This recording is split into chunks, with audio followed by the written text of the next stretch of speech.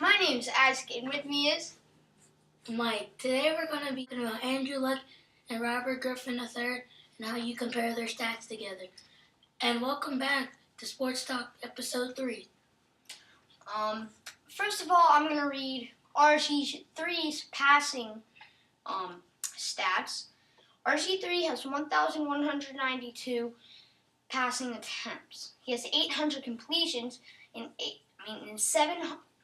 78 touchdowns. Okay, now Andrew Luck's 713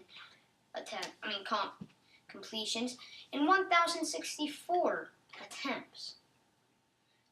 He has 9,430 passing yards and 82 touchdowns. Now, compare those stats. Who's better? Right in that category, RG3 is. So, what do you think about that? I'd like you to post in the comments, who do you think's better? RG3 or Andrew Luck? So, Mike, what do you think about the stats I just compared? Well, I think that it proved you that Robert Griffin III is not just a running quarterback. He could actually stay in the pocket. He could if the pocket is collapsing, he could scramble out faster, and that proves that he's a pretty good passer too, and he's not bad at passing. So for all you critics out there, look at the stats, and he actually has more completions than Andrew Luck does. Mike and Isaac. So also, I'd like to add on there, if saying that he's not a pocket passer, just because he's a fast quarterback doesn't mean he's not a good quarterback. He's not like Michael Vick in the beginning of his career with the Falcons when he was just a running quarterback. He needed improvement. RG3, on the other hand, he's a good quarterback already, but he hasn't. No rookie right now has the experience in the NFL. So I'm not going to say he's going to have a phenomenal first year, but I think he's going to have a better year than RG3. Well, what I think is, I think that Andrew Luck is going to have a better first year in the NFL because how he plays, how his playing style is with the Colts, and how I think he's going to get more used to the offense. Mm-hmm. Rather than RG3, I think that it's going to take him, maybe 2 years to get, organized and stuff. Well, I'm not saying that he's a bad quarterback, He's a good quarterback, I just think that'll take him more time. But other than that, I think RG3 is going to have a better career than Andrew Luck is going to have. What do you think about that, Isaac? Well, what you just said is really arguable. Because RG3 is going into a better team right now.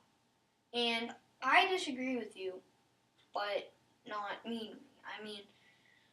I believe that RG3 will have a better first year because, let's face it, he's going into a better situation than Andrew Luck. Remember, Andrew Luck and the Colts, they lost most of their phenomenal players. They lost Joseph Adai, they lost their receiver, Reggie Wayne, and they lost their tight end. Yeah, but their most phenomenal player was Peyton Manning. So, but still, if he didn't have Reggie Wayne or Dallas Clark, who would he be throwing to? That's the thing. You don't know who they picked up in the draft. And what if they didn't have the protection of Jeff Saturday? True, you have a point there. But I think a reason why I think RG3 is going to have a better season, who's going to have a better career, because Andrew Luck, he's going to have a lot of pressure under him trying to replace a legend, basically, Peyton Manning. So he's going to have a lot of pressure under his shoes. So that's why I think it's going to help him to move forward and be more, Now, changing topics, what do you think was the most surprising pick in the NFL draft? I think, to be honest with you, I think the most surprising pick in the draft was I think the most draft pick was Takes a while to think about it. yeah. Could it be the 49ers pick? Yes, actually. I think the 49ers, I was surprised when they got LaMichael James in the second round of the NFL draft. Mm-hmm. I was surprised also. I was surprised because they made that trade for Brandon Jacobs. They have a great running back. So, after saying that, what do you think LaMichael James will do? I think he's gonna fit in perfectly. Cause remember, Brandon Jacobs is like a gonna run you down person. Power back. Yeah. So if you keep pounding it inside, and then they put LaMichael James, how speedy running back he is, it's gonna be hard to stop that offense. And remember, their team is good, and their defense isn't bad either.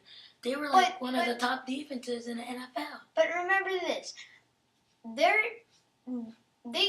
used to having Frank Gore. And that playbook has running plays to the inside for power backs, not speedy backs.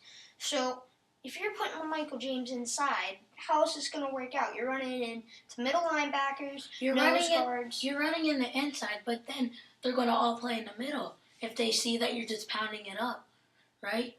And then with his speedy size from Oregon, he's used to the speed and the power offense, and the speedy offense.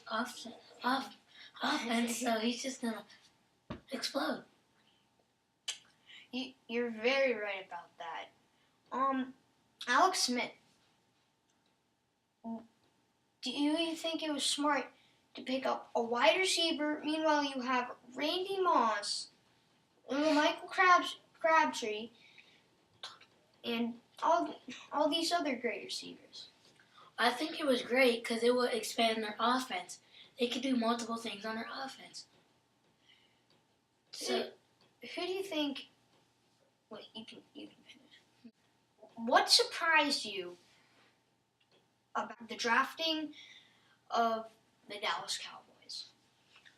Well, like I watched your last video where it talked about Marcus Claiborne and stuff, because obviously I wasn't here. Yeah. Well, I actually like that draft pick. I know that their offense isn't that great yet. Mm-hmm. Tony Romo, he's got to get fixed. Yeah, he has a lot of work to be done. But I think Marcus Claiborne was the perfect puzzle piece for them to go into the offense, so they could rebuild. Defense. My bad. Like, cause the cornerback position, they kind of needed help on that. Their defense wasn't that great, so to pick up him, I think it was a pretty good move for the Dallas Cowboys. So that'll be it for today. The end of Sports Talk 3. I'm gonna see you next time. This